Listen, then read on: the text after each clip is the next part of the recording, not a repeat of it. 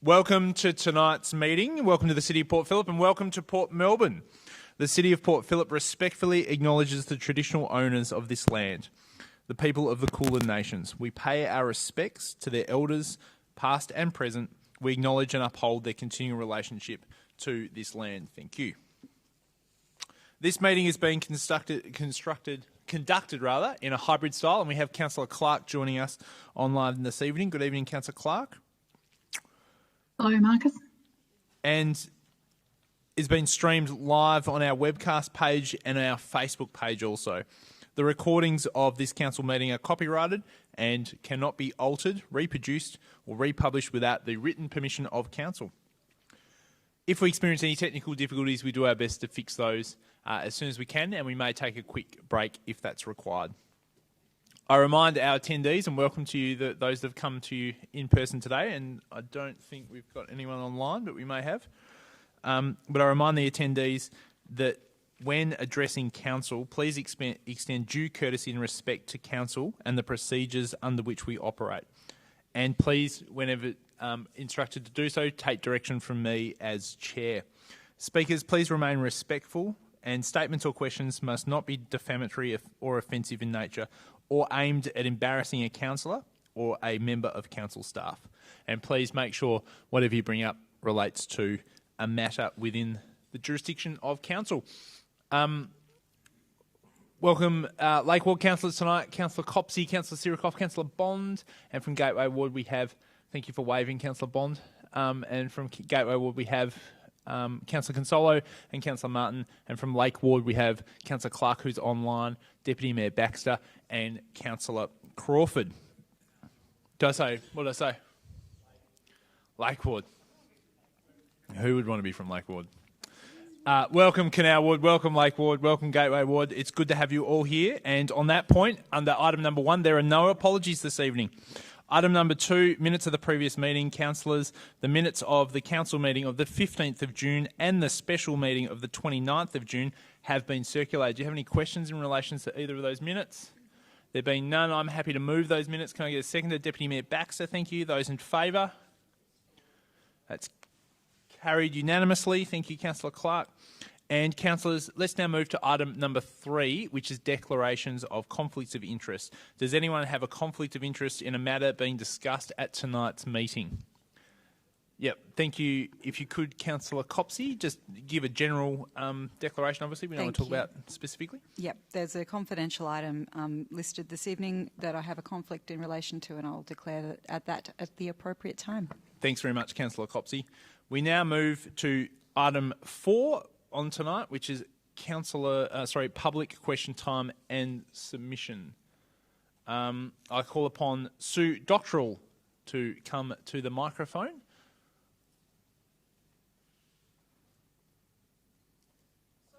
That's all right. Take your time, Sue. No troubles. We're just happy you're here, to be frank. Stand or sit? No worries.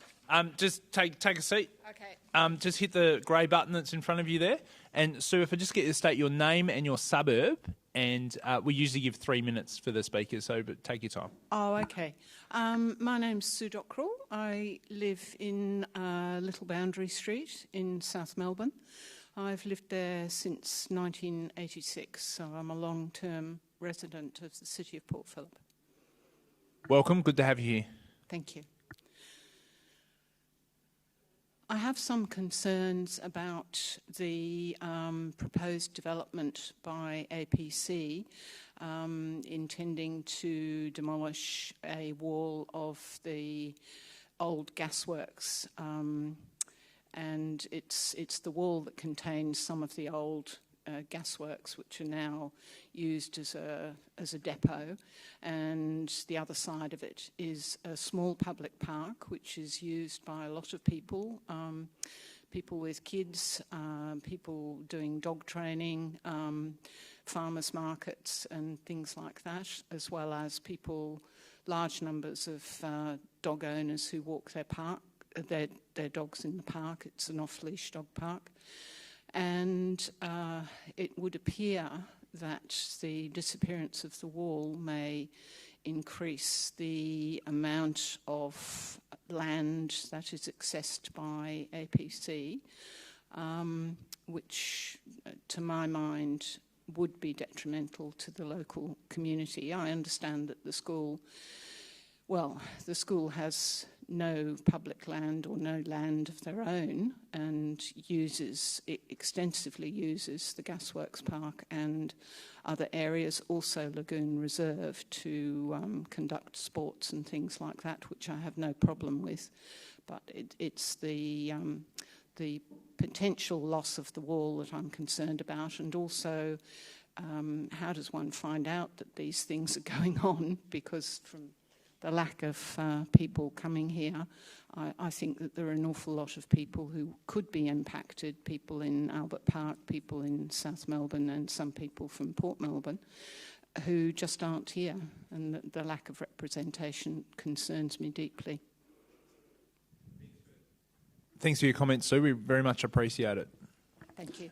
For those of you that have just joined us that have come in the public gallery, feel free, if you'd like to speak. We would love to hear from you. If you've got a question or a comment on anything regarding council or on tonight's agenda tonight, just fill out one of these blue forms, which Claire will help you with, and we'd be eager to have a chat to you, or eager to hear you have a chat to us. I now call upon Ruth Hazelwood, who would like to ask a question, or make a comment, rather, in relation to agenda item 7.1. Ruth, welcome. Good evening. My name's Ruth Hazelwood and I live in Henderson Street, South Melbourne, quite close to the Gasworks. And similar to the previous speaker, I'm concerned about the development. We don't seem to get much information or any information about what's planned and what's going to be demolished. How do we find out these things? We seem to find out when it's all up and go, and it's all 300-seat. We've heard there's a 300-seat auditorium going in there. Where are these people who come to the performances going to park?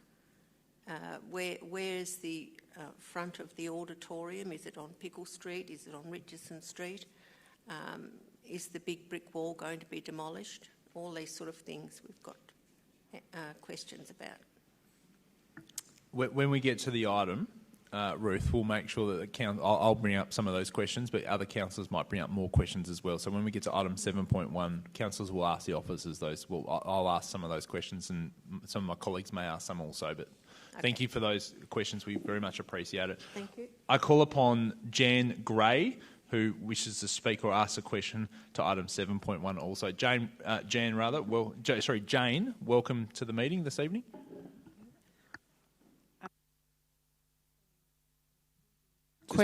That's it. Much the same as previous questioners.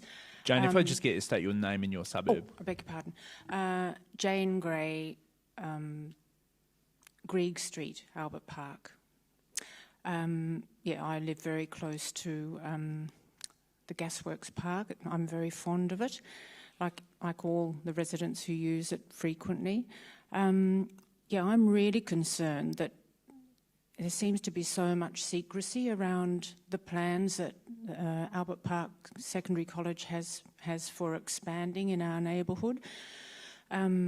We only find out, by hearsay, really, by people just telling us. I understand that the City of Port Phillip was informed 5 years ago that this art centre was going to be built, and we've only just found out about it now. Personally speaking, I would have loved community gardens on that depot site. I feel like Albert Park is not as well endowed with community gardens as other parts of City of Port Phillip. I would have loved to have an opportunity to put that forward as an idea, but we just find out now there's going to be this massive arts precinct, not only for local school kids, but presumably for schools out and young people outside our area. So once again, it's about the process, lack of consultation or communication. I've also heard, I don't know whether it's true, that they're building school classrooms around Albert Park Lake, but whether or not that's true, I don't know. So that's, lack of consultation and, clear communication of what's going on. Thanks for joining us, Jane. I appreciate that. I call upon Michael Knight, who's submitted a question to Council, which I'll get the officers to read out, if that's okay. Or maybe I'll read it out. I'll read it out. And if somebody could answer this for me when they're ready to go. So why aren't the planning officers and heritage advisors adhering to the revised and published guidelines issued by the city? Do the officers have the authority to override published guidelines? And Kylie Bennett, could you help us with the answer to that, please? And the question's from Michael Knight, if I didn't mention that. Yes, of course. Thank you, and through you, Mayor. Thank you for the question. I understand that this is a follow-up question from the March Planning Committee meeting and also further responses that council planners and the Manager of City Development... Sorry? I can hear you loud and clear, so let me ask if the level for Mrs. Kylie Bennett can be turned up a little bit, please. Manager of City Development.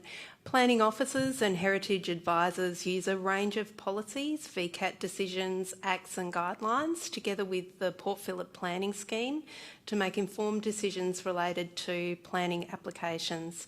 I understand the advice that's been provided is consistent with the draft heritage design guidelines from the revision of February 2021, but I would note that these are under review as part of a planning scheme amendment process that is currently occurring. The draft guidelines complement the specific heritage policies contained within the Port Phillip Planning Scheme, but the policies contained within the planning scheme are not replaced by the draft guidelines. The policies contained in the planning scheme remain the primary decision-making documents in relation to heritage and not the guidelines. Officers are not overriding the published guidelines. They are using the planning scheme, which is the main planning document used to regulate use and development when assessing all planning applications. I understand there's been a number of planning decisions for this particular site, and given one of the applications was determined by VCAT, that decision, together with the heritage overlay, design and development overlay, urban design and zoning provisions contained within the planning scheme, will always contribute to the decisions made in any planning permit application. If the member of our community has further questions, we can certainly arrange for the Manager of City Development to make contact. Thanks, Kylie. Appreciate that. I call upon Christine Fetterplace. Christine, are you here? Welcome. And you're speaking to item 7.1. And when you get the mic, just get you to hit the button for me and state your name and suburb.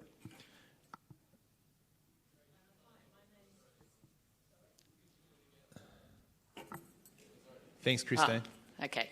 My name is Christine Fetterplace and I'm a member of the Friends of Gasworks Arts Park.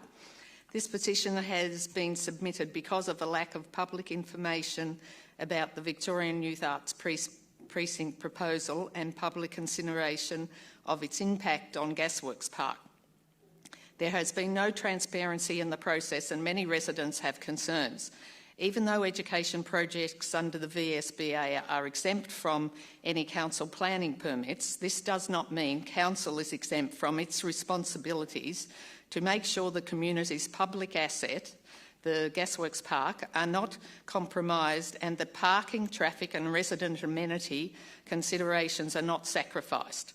Martin Foley's office has advised that the council, mayor and CEO have been kept informed about this project since 2018. Council has had plenty of time to evaluate the likely impacts and inform residents of what was happening. The council officers' comments do not address measures to protect the residents' interests. The report compares this new school campus and arts facility with the existing theatre in the park run by Arts Inc. This building is owned by council and does not face into the park. It is one of the original buildings of heritage value and it is unobstructive on the park area. This new precinct is primarily a complex of very large modern buildings, 2 stories high, which will dominate the skyline. At least if the park multiplex wall is maintained, it will not be as obtrusive. This facility is a school campus and also an arts facility shared with Victorian College of the Arts High School, with more than 2,000 students combined. With 50 performances proposed each year, there will be a constant daily and night time coming and going through the park for rehearsals, training, education and related activities. It is imperative that the precinct entrance remains in Pickle Street without direct access from the park, and that the students use the footpath to move from campus to campus.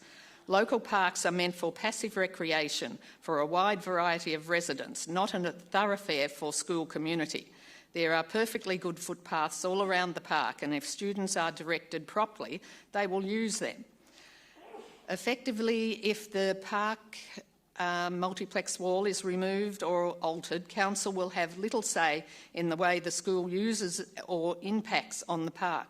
The current trial agreement on school access to the park will be a total nonsense. Council has a responsibility to its residents to consider the impact of this development on our unique park and its many users, not just do whatever the school wants.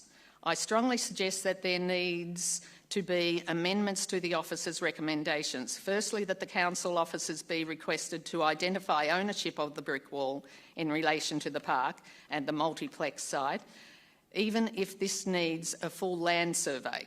Secondly, that the officers report back to council on measures that for the wall's retention and the protection of the park's amenity. Thank you. Thanks for coming this evening. Now, this one's virtual, so I call upon Katrina Finlay, speaking to item 7.2. Is Katrina online?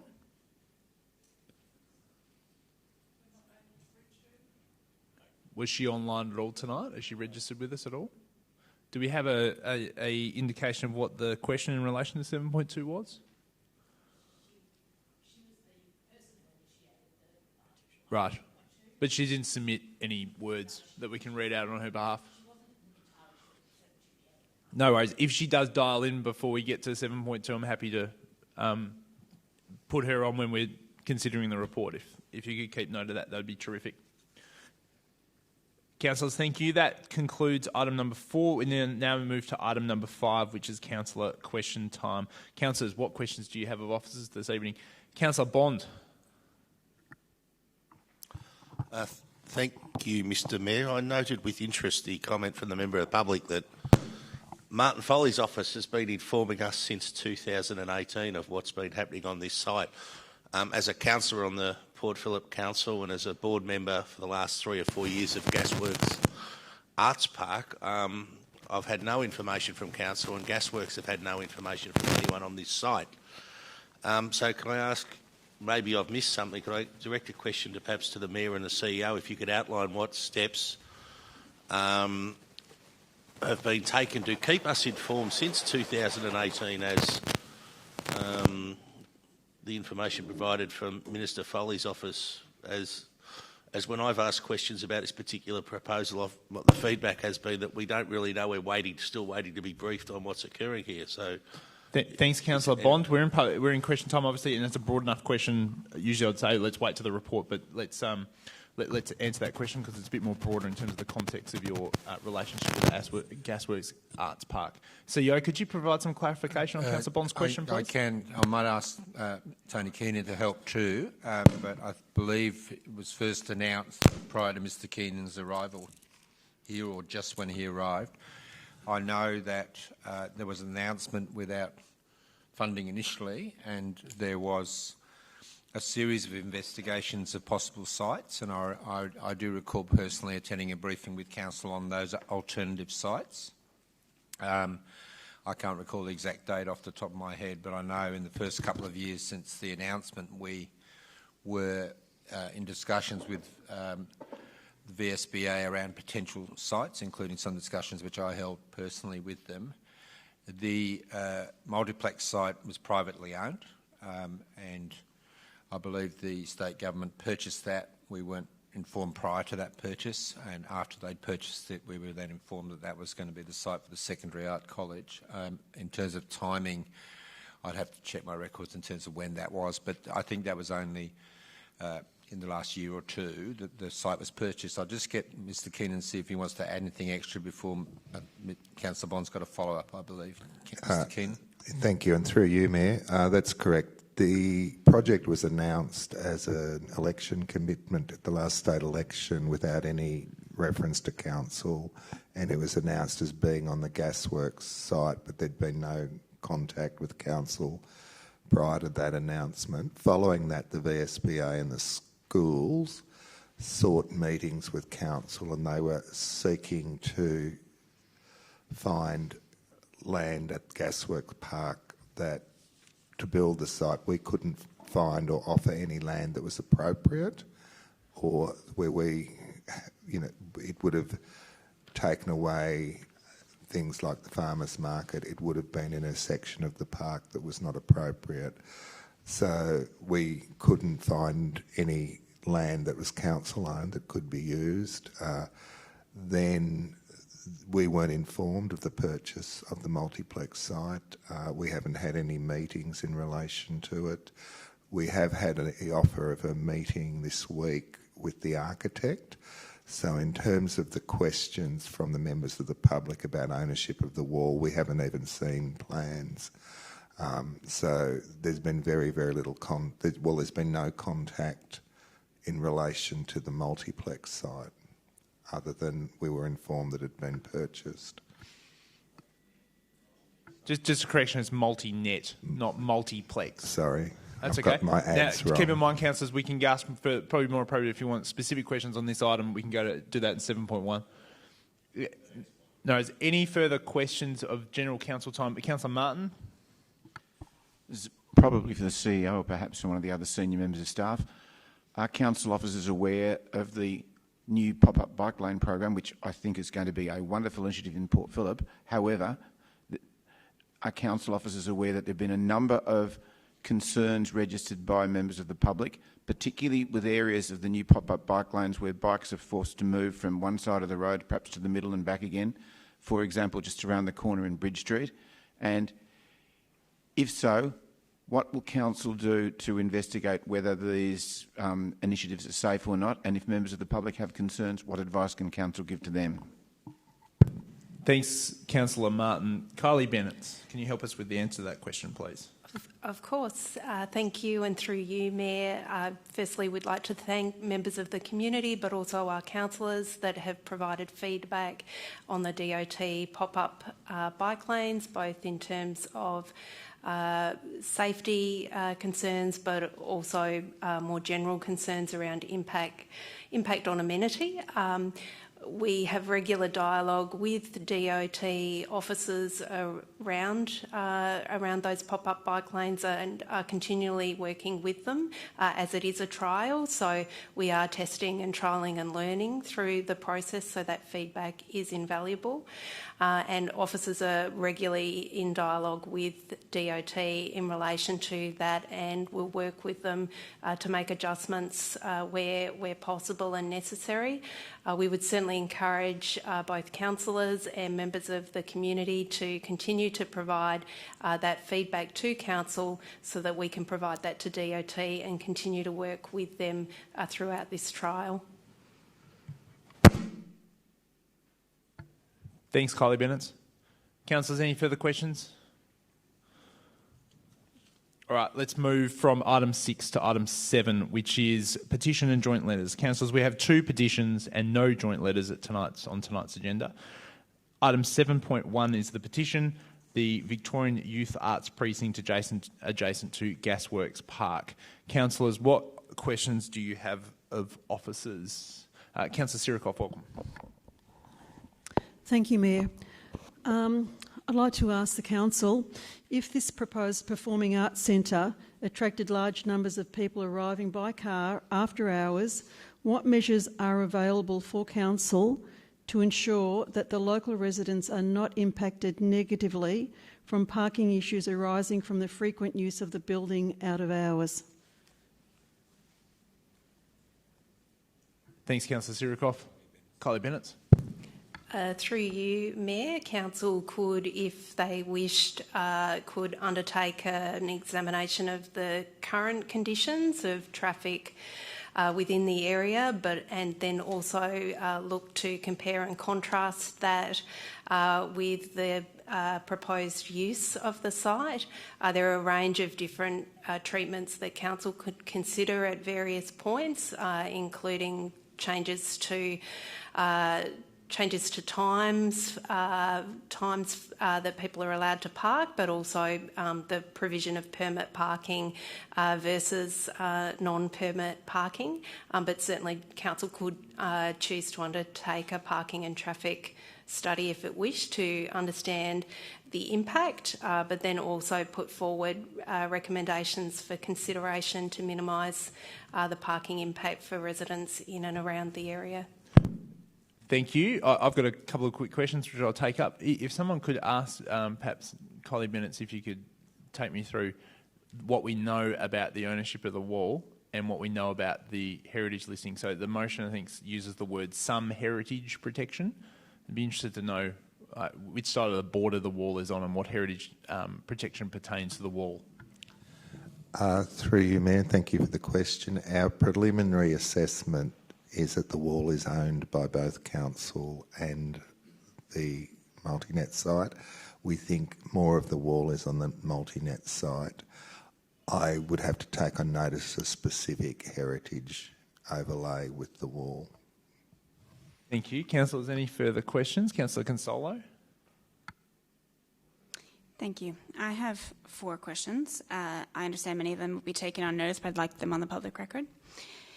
First, if the proposal was subject to council planning process, how many car parks would be required for this type of development?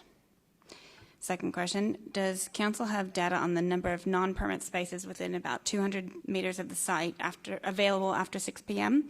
If not, what is the process for acquiring that information to better inform community concerns? Would you like to take those on notice, or do you have an answer to either of those? No, it's fine. Third, would a bus loading zone be considered as part of council's response to the development, given potential school groups that could be rehearsing from various primary schools or secondary schools around the area and even farther, similar to what happens in Elwood College?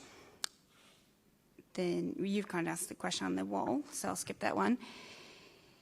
If there are openings in the heritage wall, such as the 3 to 5 small openings shown on the site plan that's on the VSBA website near the external courtyard on the Gasworks side, would these openings and associated potential access egress points require a separate or extended lease agreement with Gasworks Park? Would you like to help us with an answer to any of those questions or take them on notice, Collie Bennett? No, through you, Mayor, we'll need to take those on notice. No troubles. Thank you very much. Councillor Martin. So can I follow up real quick? Oh, I'm sorry. I didn't see you there. Councillor Consolo. For the community, how will they see these on notice, please? Through you, Mayor, officers will provide a detailed response to each of these questions, and that response will be available on the council's website at the earliest possible opportunity. Thanks, Collie Bennett. And Councillor Martin. Mayor, in another life I was a school principal and I oversaw a number of major building projects. In that role, although I wasn't mandated as a principal to have community consultations, the school council and I worked through a number of community consultations, and our community had a significant input into the design of some of those facilities. Would it be appropriate for council to offer advice to the VSBA that they might like to engage their community in discussions about what the community would like to see, so that there can be the result of this project will be a building that's not only good for the school community but also good for the local community? Thanks. CEO or Collie Bennett? Mr. CEO, yep. Oh, sorry, Tony.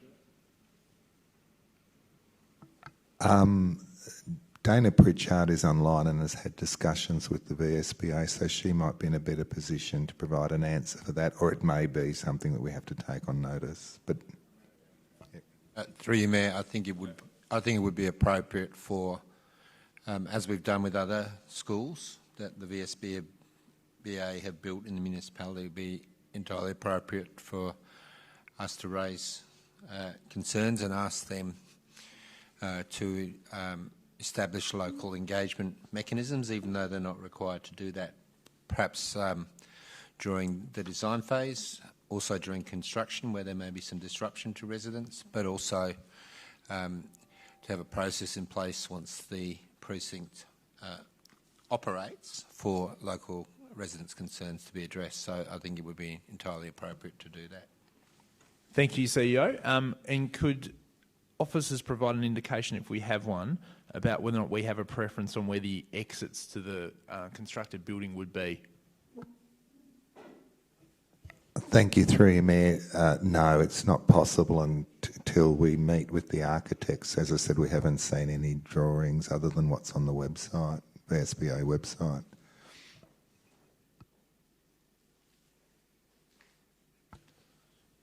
No issues. Councillors, any further questions on this item? Yep, go ahead, Councillor Crawford. Thank you. Do we know if there's a mechanism where residents can actually just contact the VSBA, because it's kind of the most direct route? Is there a mechanism to do so rather than trying to come via council when it's not our project? Is there a more direct route that we know of?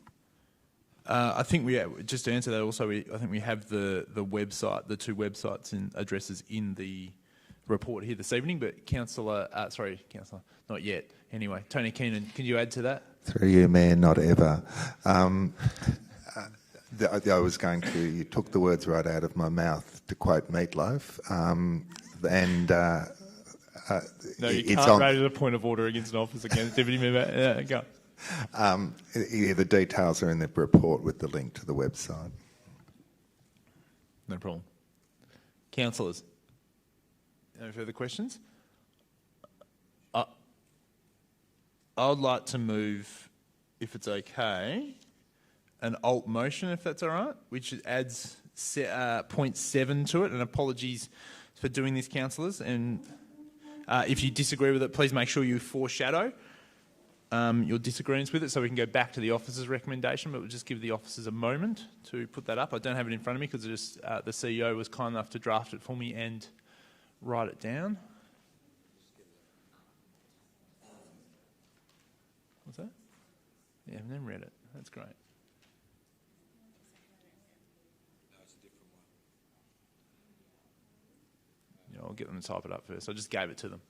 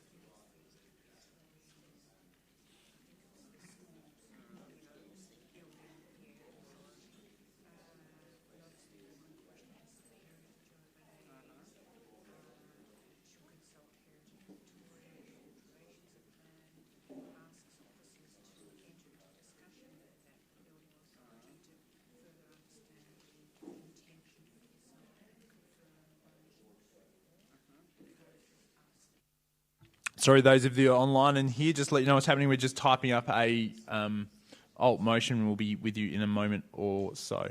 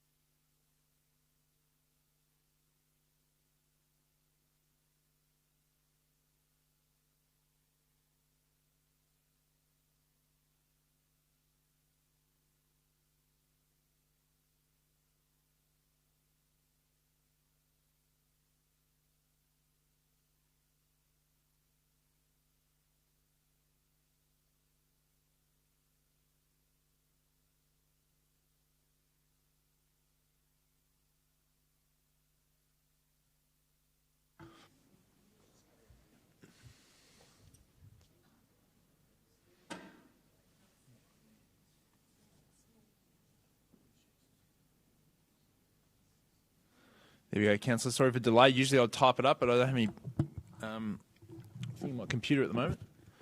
So this is 7.1. That's it. And that's okay. There we go. So items 1 through 6 remain unchanged. And we add if you just add 7 before requests there. So it'd be 7, full stop, request the Mayor to write to the Minister of Education to request the VSBA to undertake formal consultation with Council on the design of the Youth Arts Precinct, and also request that the process be established by the VSBA or relevant state government departments or agencies for addressing local residents' concerns during the consultation and following the opening of the Youth Arts Precinct, or during construction rather. And I'll also CC our local member also. You gotta get a seconder for that motion, Councillor Martin. And do I wish to speak to the item? Yes, I do. So actually I'll reserve if that's okay. Councillor Martin, do you wish to speak to the item? Very briefly, this is pretty much what I, in my question to the CEO earlier, I think this is a great opportunity for the Education Department to have a wonderful give the name of this, Youth Arts Precinct. It's also really important, though, that the local community has input into that and that Council has to say in it, even though it's not Council's not required to be involved in the process, and the process specifically says that the VSBA can do all this without reference to the Council or the community. I think it's only appropriate that both the community and the Council have input, because they'll get a far better result by involving both Council and the local community, and hopefully we'll end up with a facility that everyone's pleased with. Thank you, Councillor Martin. Councillor Clark. I'd like to ask a clarifying question of your amendment, if that's okay. Absolutely. It references state government departments or agencies addressing local residents' concerns during the construction. Given the number of questions and emails we've received regarding this, would we not want them to address residents' concerns prior to construction as well as perhaps during construction? CEO? So during construction, as I read the motion, Councillor Clark, through you, Mayor, apologies, through you, Mayor, as I read the way it's constructed, during construction, that's the VSBA, the Victorian Schools Building Authority. So this motion is asking the Minister to get the VSBA to undertake formal consultation with Council on the design. And then during construction, when the VSBA are constructing it, if there are concerns related to the construction, access to the park, etc., that the VSBA have a process to address those residents' concerns. And then after the precinct opens, it won't be the VSBA, it'll be the school principal or the college principal that's the relevant agencies. That's why we've added those words in, but we're happy if you are to do further clarification, Mayor. Councillor Clark? So I understand, I think, what you're saying, Pete, but don't the residents want the ability to have consultation now?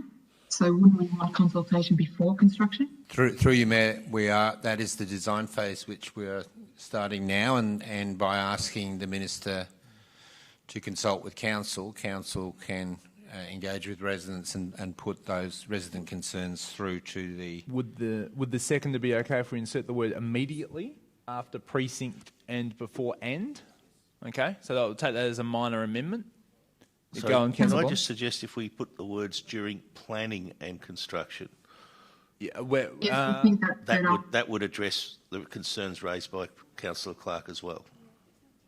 Yes, thank you, Councillor. During planning and construction. It's a design. It's a design phase. Design and construction, or whatever. Yeah. So your suggestion was, sorry, go on, Councillor Copsey. Mayor, I just think we're descending into a conversation. Just ask that we keep to our meeting procedures. Sorry. You're raising a point of order? So I won't go into this territory. I'll take your point, but I don't think we're debating. You're making a suggestion which you're allowed to do. No, for a minor amendment of a motion, which is perfectly fine. So, yeah, do you want to move it as an amendment? All right, I'll move an amendment that Thank you. It's the word planning and prior to construction.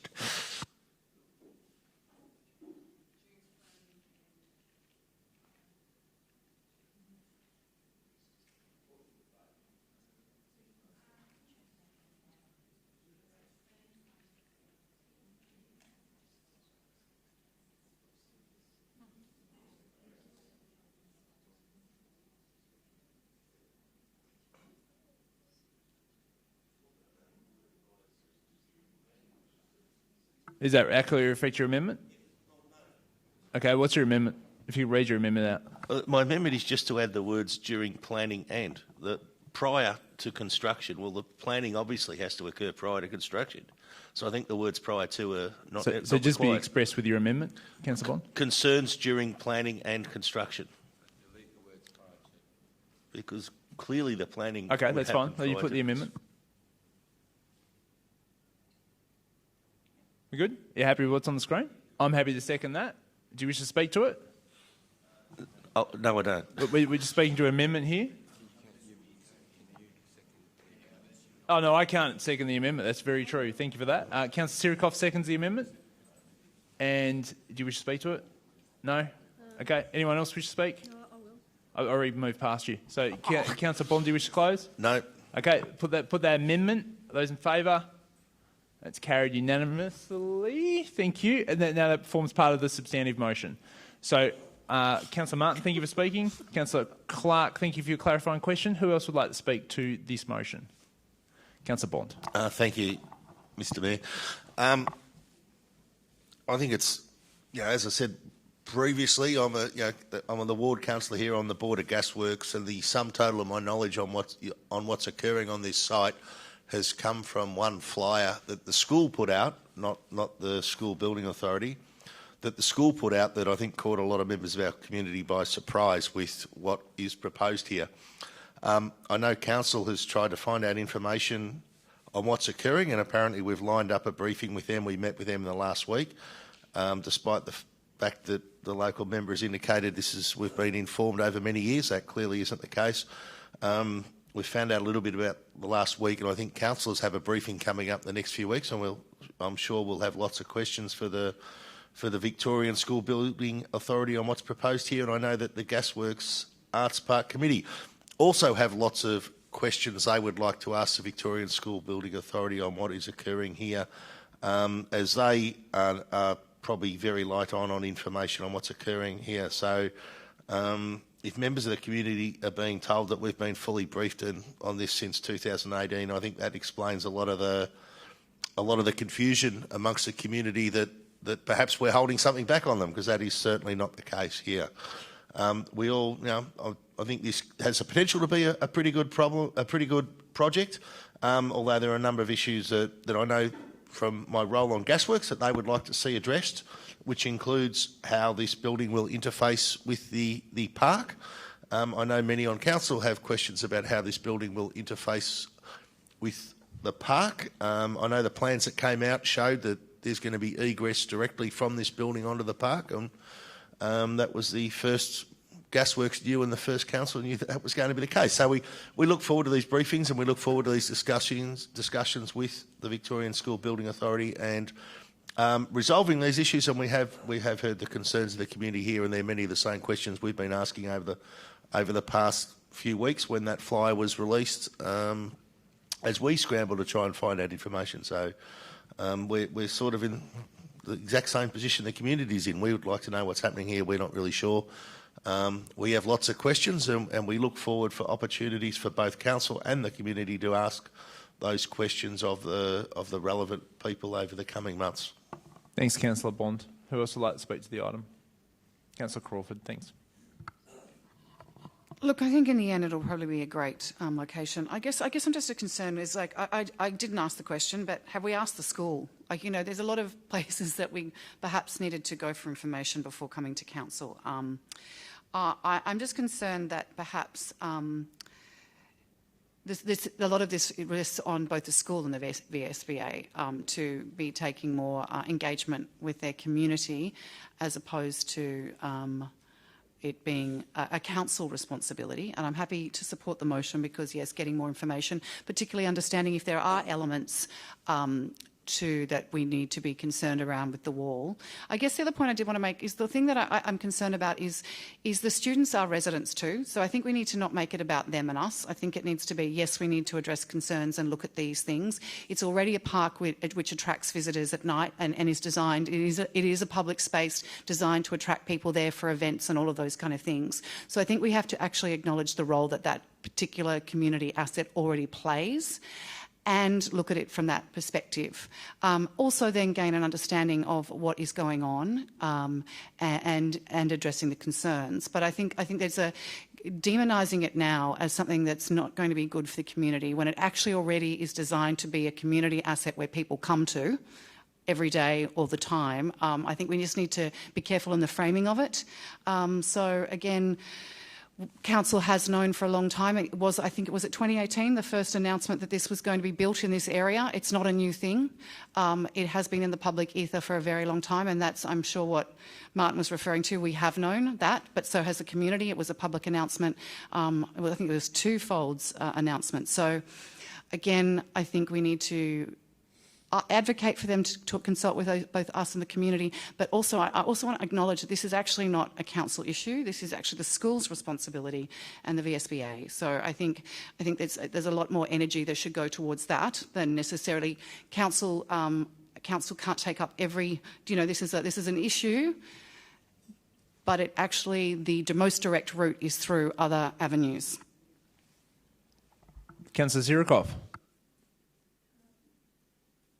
Thank you, Mayor. I really welcome the amendment to this motion because I think it's a great opportunity for Council to engage with the VSBA and so that we can give feedback to the VSBA of the concerns of our residents, our constituents, and this is why we're here, to represent their concerns.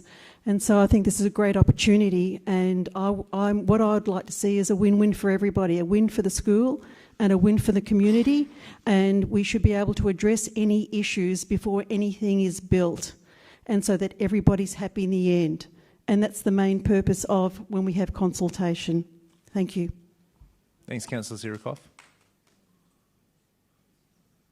Councillor Consolo. Thank you. Many in the school community are really excited about this project, and many people are concerned, as we've heard here tonight. Still, there's so much that needs to be understood and questions to be considered. We may not have the authority over the building, but we really need to be prepared and respond to how this lands in our community. I look forward to the briefing of the architects. There's so much that we're going to gain from that we don't know yet. I was prepared to put an amendment up tonight that was more about the traffic and what council can foresee, but it might be actually too premature to do that. We need to hear what's coming, respond to that, because the numbers sort of dictate, if it's a 300-seat theatre, maybe that's X amount of parking spots and things like that we don't have set in stone yet.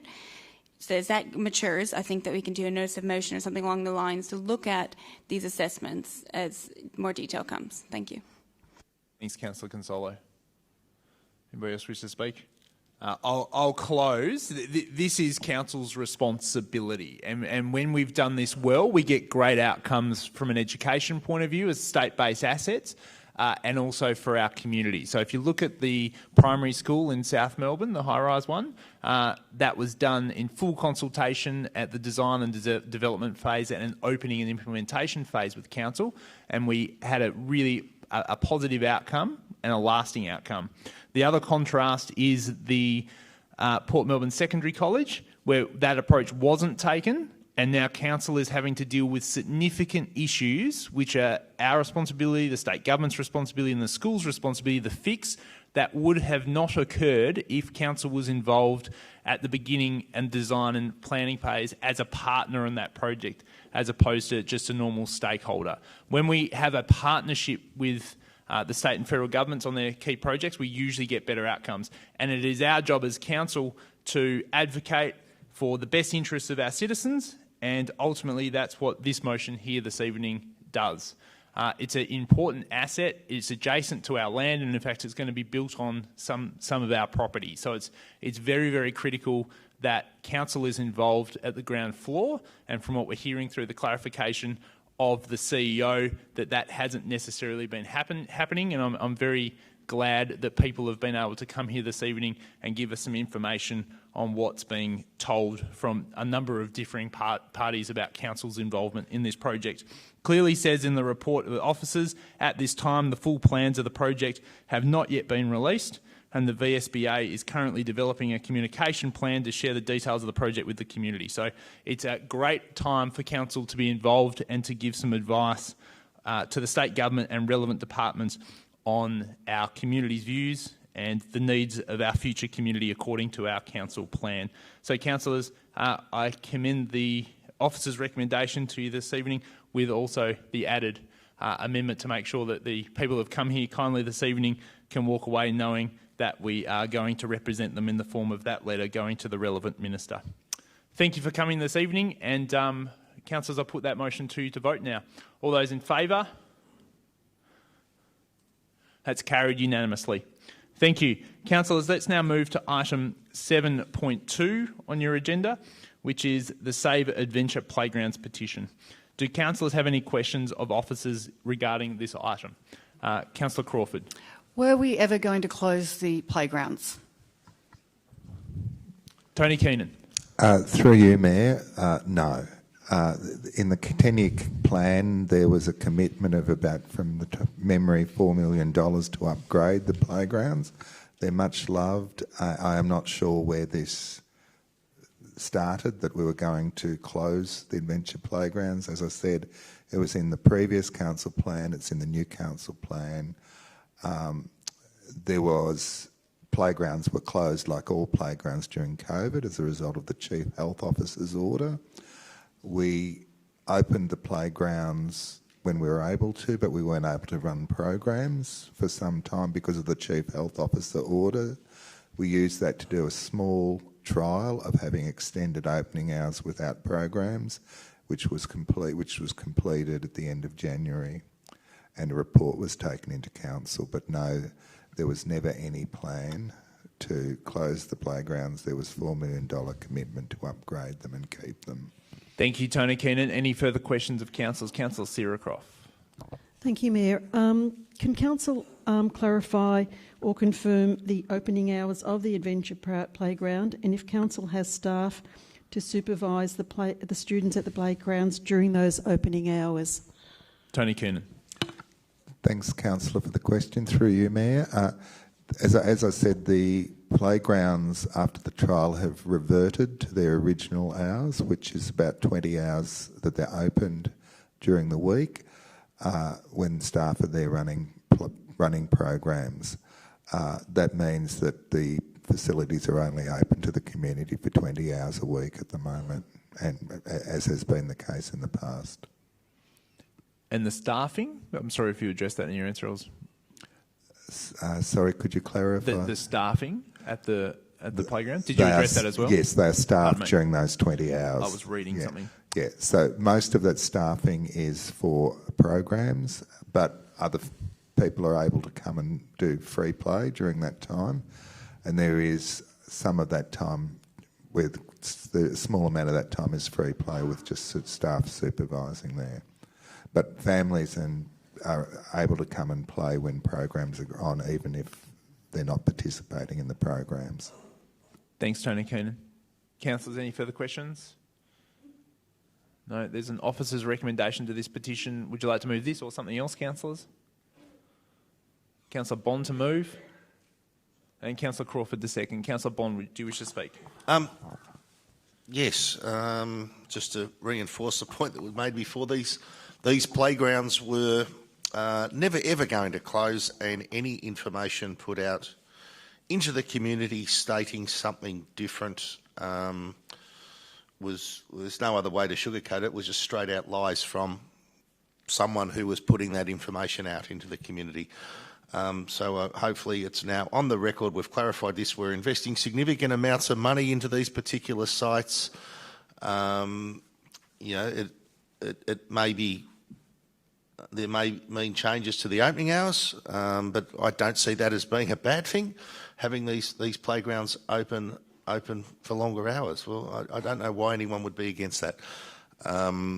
So that's certainly not, it was never the intention to close these things down. There's a bit of work that needs to be done here with these playgrounds, and we've put aside a significant amount of money in our forward budgets to do that work.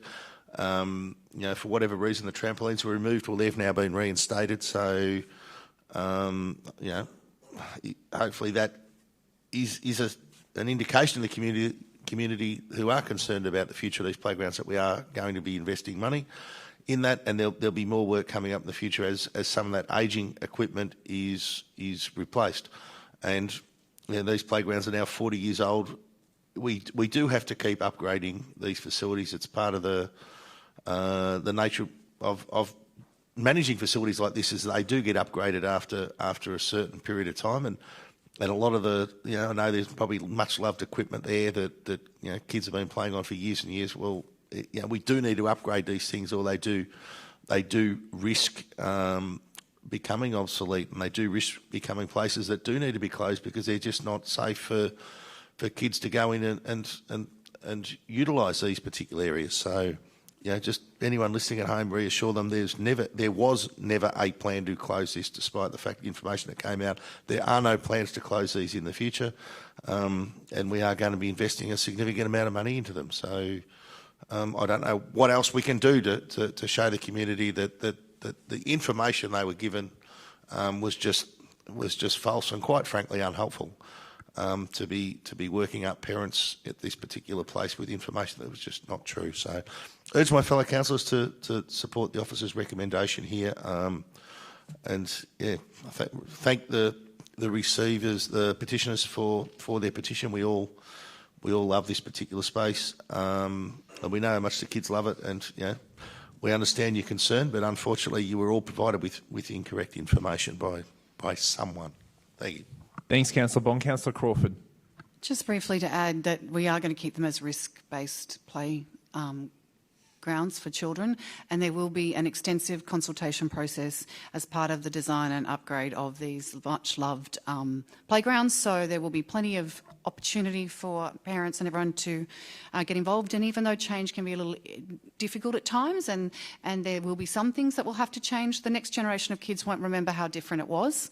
It's more the parents that are attached than kids. If we've got excellent risk-based play that maybe doesn't look exactly the same, I'm sure the next generation of kids will still love it, given its focus and design. So just that there's plenty of opportunity to be involved in this process as we move to invest a large amount of money into it over the next few years, and we are not closing the playground.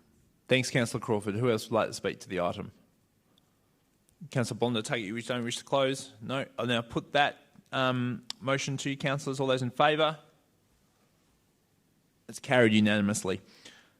Just before we move to 8 through 13, just want to suspend the meeting for a moment and just wish to reiterate, I didn't call out item number 6, which is skilling schedule, and there's no items for sealing on tonight's meeting. And just before we move on, I just want to acknowledge it's Tony Keenan's final day tomorrow. Is that correct, Mr. Tony Keenan? Or Friday? Friday's my final day. So final day's actually tomorrow, probably. You've been with us a reasonably short period of time, Tony Keenan, in terms of the length of some other people that have worked at the City of Port Phillip, but your impact has been substantial, and we sincerely appreciate your service to our community and to our council and council laws. You've had some astonishingly complex portfolios that you've looked after. From a councillor point of view, you've always been across your brief. You've always been respectful of community views, but firm in your experience and the advice that you've always provided to council, the community and councillors individually also. You've acted with the highest level of integrity. You're an intelligent person, and you leave a lasting legacy of friendship, of action, and a kind legacy here at the City of Port Phillip. So we wish you all the very best for your retirement. You're always welcome back at the City of Port Phillip should you wish to come back to the workforce. And we wish you all the very best. And I'll just ask if councillors wish to say anything further, they're welcome to do so, and I'll give you the opportunity to say a few words also. So councillors, would you like to say any words to Tony before he leaves on Friday? Deputy Mayor Baxter. Thank you, Mayor. It's difficult to sort of look at the same time, but I know that it can be confusing for members of the public to see us do these sort of valedictory speeches for officers, but there are particular staff members who make a huge impact at council, and that's quite often not seen necessarily by the community, but it's definitely seen by those people that work with them. And Tony is one of those people. I was when we were told that we were hiring Tony, I was amazed because I'd known of Tony's vast experience in a range of different areas, but particularly in housing and homelessness already, and was very, very glad that we were able to get that expertise on board, and it's been extraordinarily helpful in that time. So I was amazed that we got him on board, and I'm somewhat devastated that we're going to lose him. But I will say that Tony, your as I said to you before, your employment may cease, but your requirement to turn up to Friends of Suwai Trivia Nights remains in perpetuity until your death. And I just want to remind you of that obligation. Thanks, Deputy Mayor Baxter. Does anyone else wish to add? No? That's fine. Over to you, Tony Keenan. Through you, Mayor. Thank you, Mayor and Deputy Mayor, for those very, very kind words. It's been an absolute joy to work here, work for the city. I was particularly struck at the success we had during COVID in both feeding the city, but also in being able to quickly respond and, I think, prevent a lot of illness and infections and probably deaths amongst the most vulnerable people in the community. And we're able to do that because successive councils had invested in community infrastructure. So we invest importantly in roads and bridges and parks, but the successive investment in that community infrastructure and the really positive, close relationships between all the community groups meant that we could very quickly, in ways that other local government areas struggled with, we could very quickly get a response in with Star Health, for example, into the public housing. We could get the Port Phillip Community Group to feed the city very quickly. And I'd like to thank the residents and past councillors and the current council for that continued investment, and wish the council and the citizens of Port Phillip all the very best, and thanks for the opportunity. Thanks, Tony. Let's now move to item 8.1, which is the CEO report, issue number 87. Is there any questions of the CEO or officers on this report? There being none, councillors, I'm happy to move. Is there a seconder? Councillor Copsey. I don't wish to speak to the item. Councillor Copsey, do you wish to speak to the item?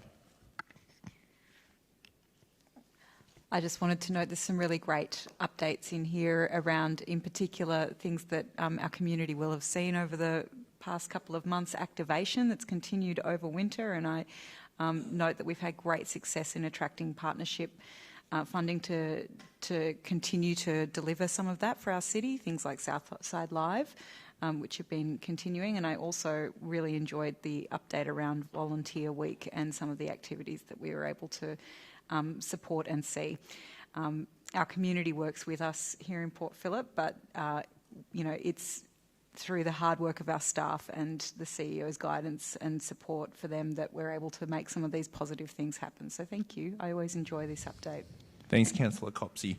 Anybody else wish to speak? Councillor Crawford, welcome. I think some of the smaller things that happen, good things often that we don't know about, that might not make social media, are captured in a CEO report. And there's two that I wanted to point out is the library volunteering. I did library volunteering for a while, where you drop books off to people who are less mobile, and you sit around and you also provide companionship, and it's a great program that's been running.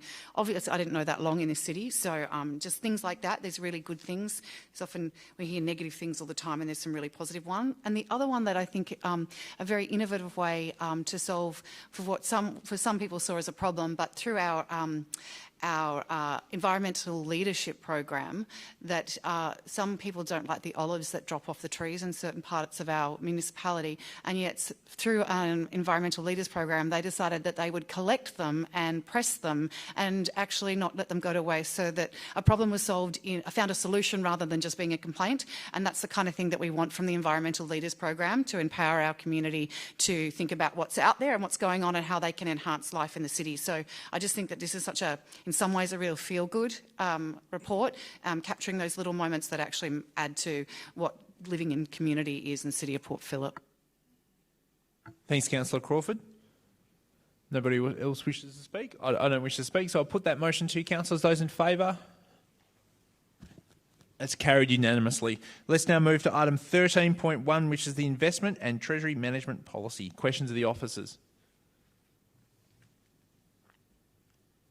Councillors, you have an officer's recommendation. Would you like to move this or something else? Councillor Copsey to move, and the officer's rec, obviously, and Deputy Mayor Baxter the second. Councillor Copsey. I'll just reserve, thanks. Deputy Mayor Baxter. I think it's quite timely to be reviewing this policy as we go into some pretty crazy economic times, I suppose, and just to make sure that we have as much flexibility to make the best decisions with our money as possible. I note that while I would like to be able to do more with corporate social responsibility and environmental investments, I think this policy strikes an acceptable balance between what we want to achieve for good with our money, while also hedging against risk in a really volatile environment.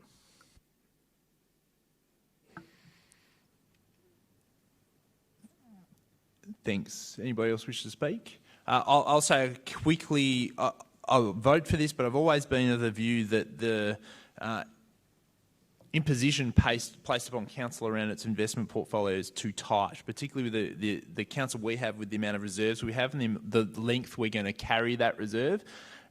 Even in reasonable return environments for cash assets, we still don't get enough return to meet base levels inflation over the medium term. So the amount of cash we're holding is dwindling every single year, and having worked at long tail insurance risk, etc., you can get over the long term reasonable amounts of return with not a vast amount increase in risk by diversifying the assets you can invest in without being completely silly about it. So for a council like ours, I think we need more responsibility provided to us to manage our assets more effectively for the long-term interests of the council. Happy to vote for this, but ultimately the amount of reserves we have every year, the buying power of those reserves dwindle, and the cash holding still remains very, very high. So the amount, particularly rate capping, the amount we have to hold in reserves is going to increase over the next few decades, and we should be able to seek a high return with not a huge amount more risk allocated to it. Councillors, anyone else wish to speak? I take that as a no. Does the mover, which was Councillor Copsey, wish to close? No. Now put that motion to you. All those in favour? It's carried unanimously. Thank you. Item 14 is notice of motion. Councillors, we have nothing that's been added to the agenda this evening, so let's move from 14 to 15, which is reports by councillor delegates. Councillors, we're eager to hear any reports you have from your activities. Look, sounds like it's been busy. Let's now move from 15 to 16, which is urgent items of business, urgent business rather. We have one confidential item of urgent business on tonight's agenda.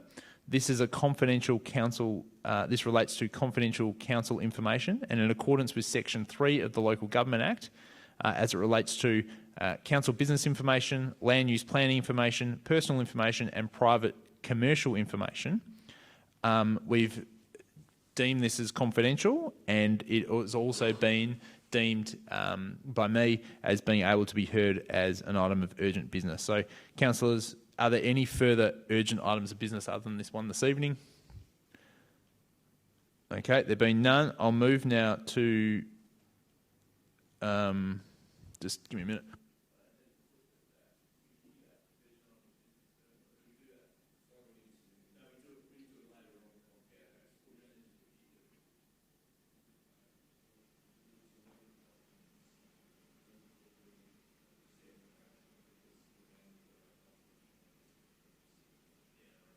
So I was just seeking clarification. We'll move the foreshadowed item of confidential as urgent item of business when we go into confidential. So let's now move to item 17, which is confidential matters. Councillors, we have one item of urgent business which has been deemed as confidential, which is item 17.1, public open space potential acquisition. So I now call upon a councillor to move that the meeting be closed to the members of the public to consider confidential items. Councillor Martin to move and Councillor Crawford to second. Thank you, both of you. I now put that motion. Those in favour? Carried unanimously. If officers could please close off our streaming, and we thank members of the public for joining us this evening. Thanks for coming, guys. You're welcome anytime. Good night, everybody.